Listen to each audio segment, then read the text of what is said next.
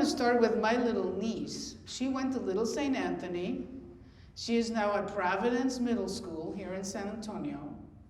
And one day when she was 8, she says, "Tia, how come there aren't any more nuns like you? How come they're all old?" And well, it was difficult to explain to an 8-year-old. And I realized we needed more work in our Catholic schools. So finally we agreed that I would be a show and tell for her kindergarten class. And so I think it's critical that you help us. And I mean it from the bottom of my heart. We need your help. In your parishes, in your Catholic schools, wherever you are. Because we need to tell this story. And we need to own this story as a Catholic community in the United States. So thank you for taking time to be here. I know this is a curriculum development piece. I know it's not always easy to take it, but I think you're in for a joyride. So I'm very, very grateful to all of you.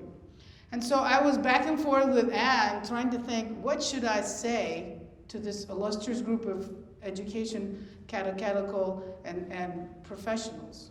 How can I share the story? And finally, we chose that title, Why Talk About Nuns in the First Place?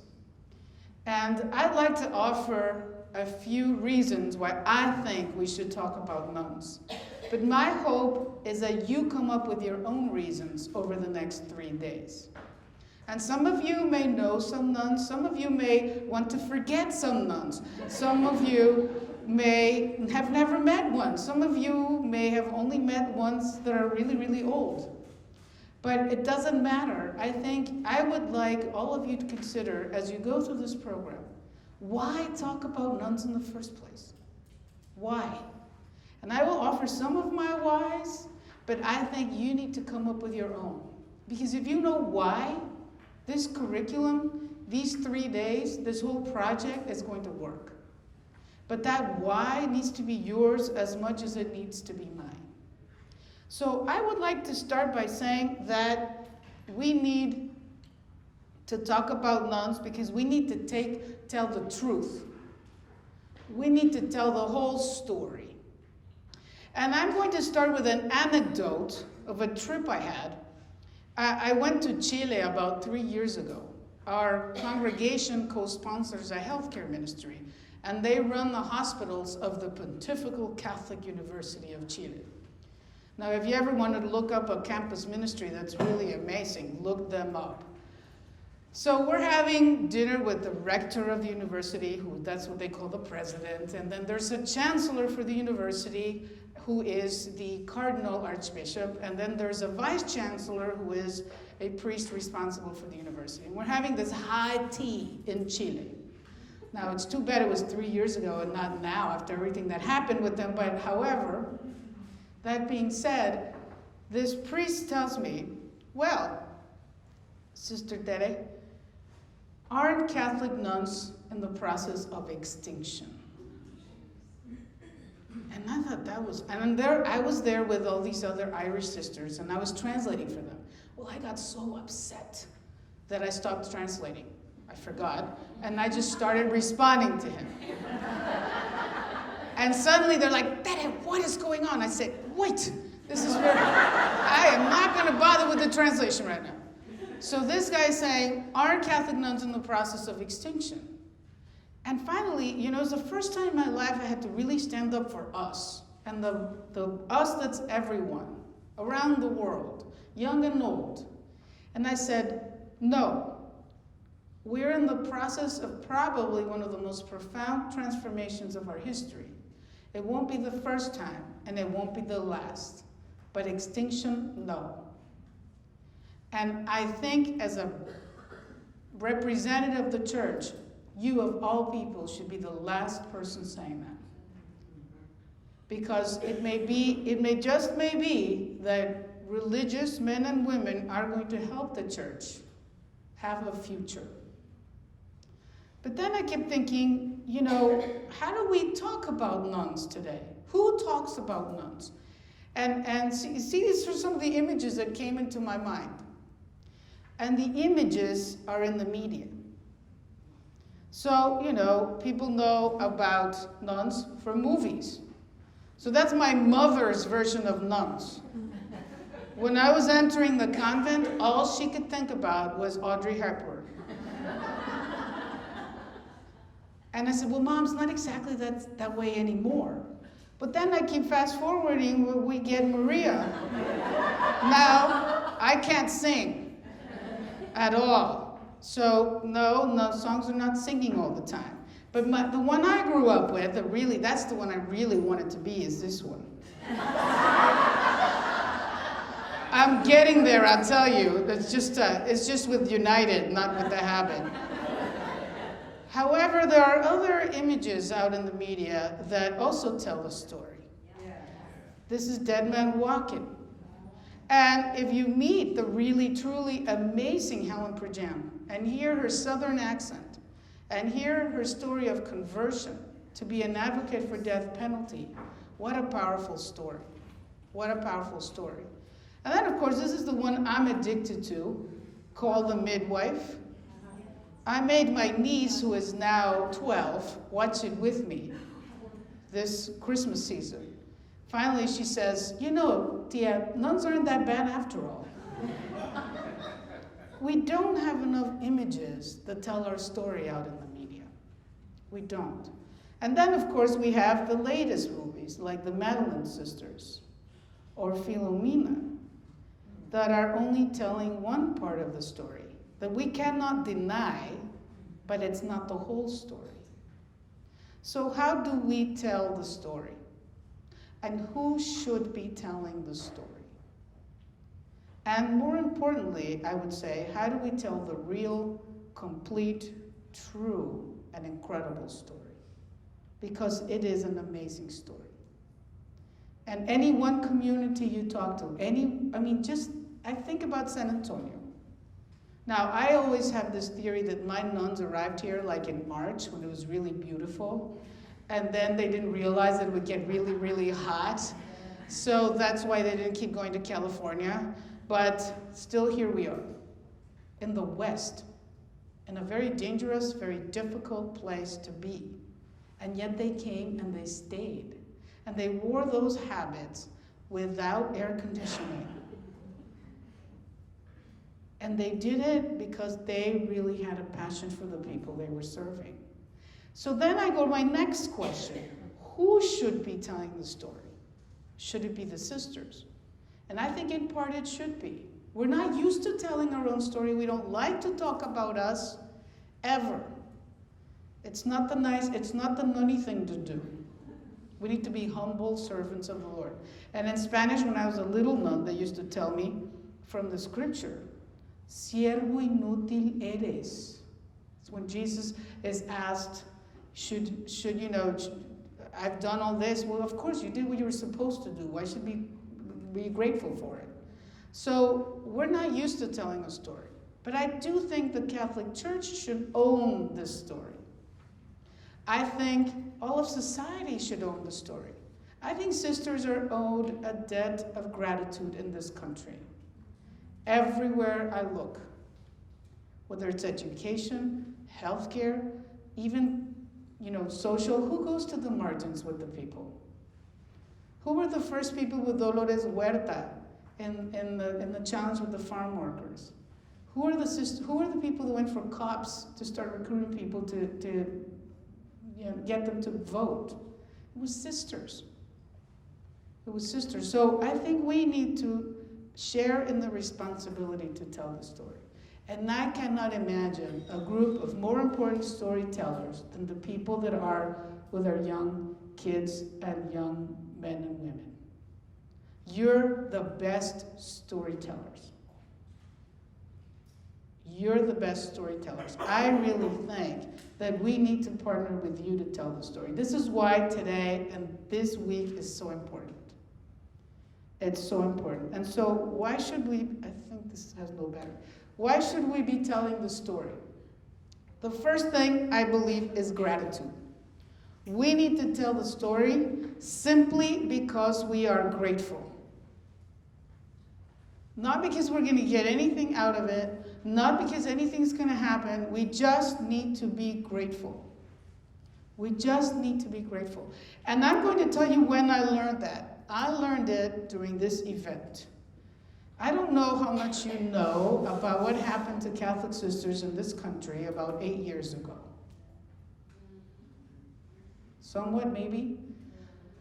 So Rome has a process that they call a visitation. You could use other words. An inspection, an assessment, a review that they do for institutes, for religious congregations. Okay?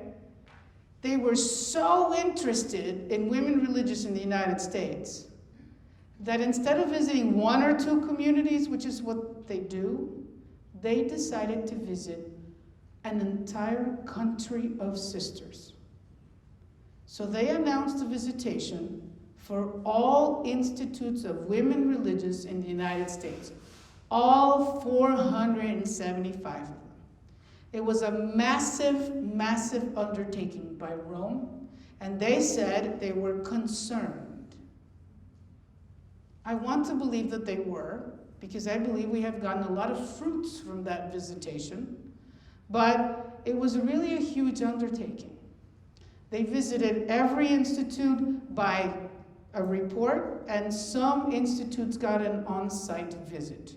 And that also was sent to Rome, and after a long time, so the visitation happened between 2009 and 2010, in I think it was December of 2014, this event took place.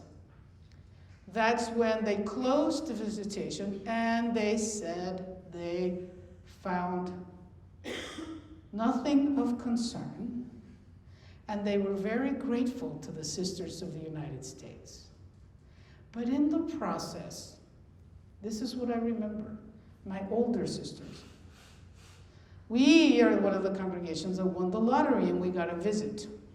So we were preparing the sisters and telling them, don't do this, don't do that, say this, don't say that, look really holy, dress properly, no shorts, no flip-flops, And so 3 of the most holy women I have ever met in my life said to me, Tere, what have we done wrong? What have we done wrong?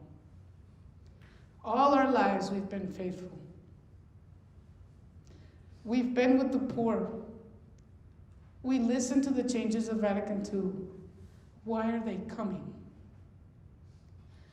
And the one thing, and I'm sorry, the one thing I cannot forgive our church is that it robbed those women of the only one thing they deserved at the end of their lives, and it was gratitude. But an incredible thing happened. Here you go. What the church didn't do, the people of God did. So all of a sudden, in the middle of all that madness, in the middle of all that chaos, all that questioning, all that division, all that resentment, the people of God said, don't touch our nuns. And we got support from everywhere. The visit we had here in San Antonio, I will never forget, because one of the interviews had to be with the leaders of our ministries. And so the president of the university and the president of our foundation and the CEO of our visitation, everyone came. They all were dressed in their Sunday's finest. And they said, we will do anything to defend you. And it was incredible, an incredible gift. I think it was a gift to the church to notice the nuns and to be reminded of everything they've done. So I think gratitude is the first reason that we need to do this. Gratitude is the first reason. Because the sisters have been everywhere. 50 years ago when Pope John the 23rd asked communities in the north to send 1/3 of their members to third world countries, we said yes. Those sisters have lived in Africa, every country in Africa, all over Asia and Latin America, and helped build up those churches. And now they're home. We've been involved in many things, so we need to say thank you before they're gone. And we don't have that much time. And they don't like it, but they deserve it. And I have another story to share with you. The Sisters of the Holy Spirit of San Antonio just celebrated their 125th anniversary. Their 125th here in San Antonio. And they came to serve in South Texas with African Americans. The day of the celebration, one after another. African American ministers, politicians, educators, they all came to the celebration and they said, we are here to say thank you, sisters, because you believed we could get an education. When the sisters were having crosses burned in front of their convent. They really encouraged that community to grow. And there's some people that were here for that. It was a powerful experience. So it's an incredible thing what a thank you will do. Okay, secondly, I think we need to tell the story of nuns because of women in the church. We need to claim this church as ours. And I think the story of nuns is an incredible way of doing that. So I would offer that in many ways, we need to tell the story that there have been women in the Christian story from the very beginning. From the very beginning. And that is your responsibility. Our textbooks may not do it, our celebrations may not do it, but you absolutely have to do it. Women need to feel like this is their church. And a great way to tell that story is with nuns. And I think it's critical that we say that women are and were disciples, that women are called, but more importantly, that women belong. That women belong. I was last week, someone asked me, what about women in the church? And one of my best friends in college asked me when she found out I was going to Mass on Sunday, God forbid. She said, how can a self-respecting woman remain Catholic? I have been answering that question for my whole life. But like I've said in other places, my answer to her is the same. The church is my home. That's what my abuela taught me. And so how do we make it so? And I think it's important that we recognize that we're keepers of a story. So you're going to forgive me because I left this in Spanish.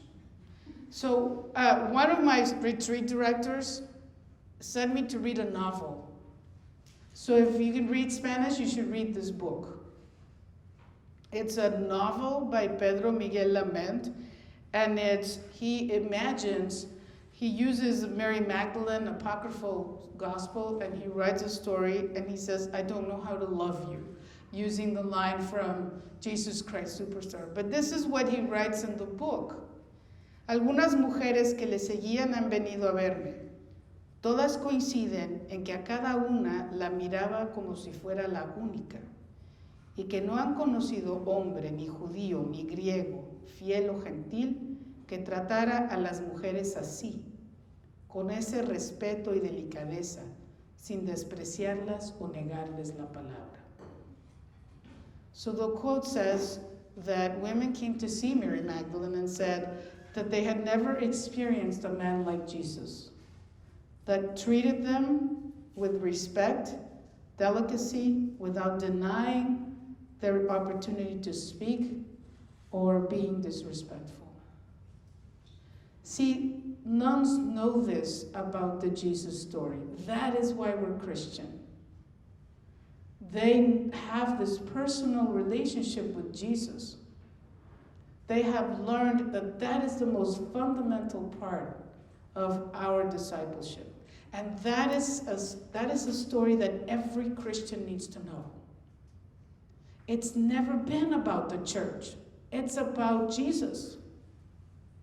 It's about Jesus. The church is a secondary thing, but following and knowing Jesus personally is the critical part of our lives. That's what gives meaning to our faith.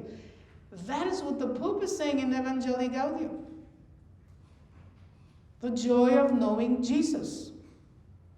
So they are keepers of this true story. I would even go further and say that nuns are a legacy of resistance in the church. A little army of resistance from the very beginning. Okay? In many ways, they have stood to claim that the church is theirs, and our history is filled with those names. So I want to tell you the story of one, just because I'm Mexican. Sor Juana Inés de la Cruz. So how many of you know who Sor Juana Inés de la Cruz is? How many have never heard of her? Raise your hand. Okay, so Sor Juana Inés was a nun in the 16th century in colonial Mexico, so around 1630. And she loved learning. It's very interesting. You can't really see it that well, but see the books? She's always painted next to her books. At one point, Sor Juana had 4,000 books that she owned. Now, in the 17th century, that's like a national library. So she read and studied all of this. Well, because she was so learned and so opinionated, she got into trouble with the bishops. So this bishop wrote her a letter saying that women should not be studying, that they should be in the kitchen or praying. And he signed the letter like he was another sister, as an admonishment. So Sor Juana got to work and wrote a very famous letter that you can Google online, and it's called La Carta a Sor Filotea de la Cruz, where she defends her right to study. Now, I'm not going to read this, of course, don't worry about it. And you can barely see it, but see all the red words that you can barely see back there are all the women from antiquity all the way to her time period that she knew had been women of learning in the church. So in 1650, already Sor Juana was aware of the legacy of women in the church who had pursued a career in letters or poetry or philosophy or theology or history. That is incredible, because women's liberation and women's vote and women being accepted into higher education did not happen until only very recently. Until very recently. It's pretty much in our lifetimes in some cases. So think about it, because then she writes in the text this quote: